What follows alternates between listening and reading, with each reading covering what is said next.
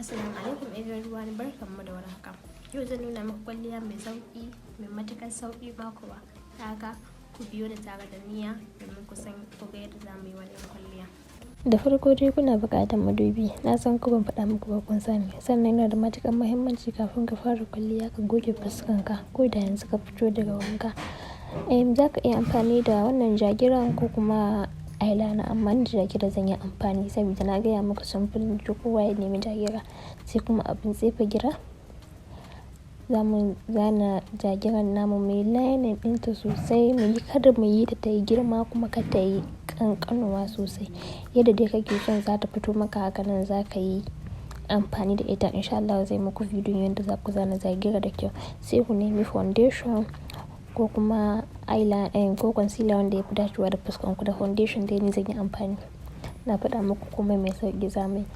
Sai muka ɗauko brush muka yi lining ba sosai ba, sama muka yi kaɗan kuna gani ba ma a ganin shi sosai. Sai muka ɗauko beauty blend na yi blending ɗin shi sosai da kyau kun ga yadda yi ba ma kwa ganin shi da kyau saboda na yi blend ɗin shi da kyau kuma ban shafa foundation da yawa ba.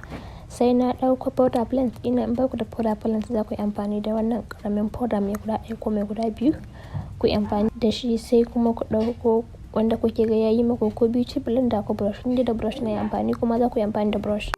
Na haɗa saboda ya bani kalan da nake so don babu powder da ya yi kalan fuska na a ciki. Na shashafa ta da ko ina kuna gani ina shafa ma kuna ga yadda fuska na yake kwantawa. Powder ya dace da fuska na kuma ya bani abin da nake so. Sai ku ɗauko eyeliner. Idan ba ku da eyeliner za ku yi amfani da jagiran dai da eyeliner zan yi amfani. Sai ku ɗauko brush, wannan brush ina ne wanda nake shafa kwalliya da shi. Na zo na yi lining ɗin saman ido na da kuma ƙasan ido na sa kwalliya a ciki. Duka da eyeliner ɗin na yi amfani da shi. Za ku yi amfani da jagira. So ni ban da jagira baƙi ne shi yasa na yi amfani da na ɗauki wannan brown ɗin jagiran nan ne na wani sa lips na ɗan shafa don ba na son ya yi min duhu kuma ba na so ya yi haske sosai. Ina so dai ɗan mai ɗan dodo kaɗan kuma haske ma kaɗan.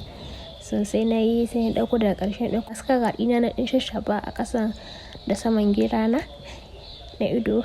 Na ƙara ɗauko wannan na ƙara shashafa wato kun ga yadda kwalliya namu ya kasance. Bye.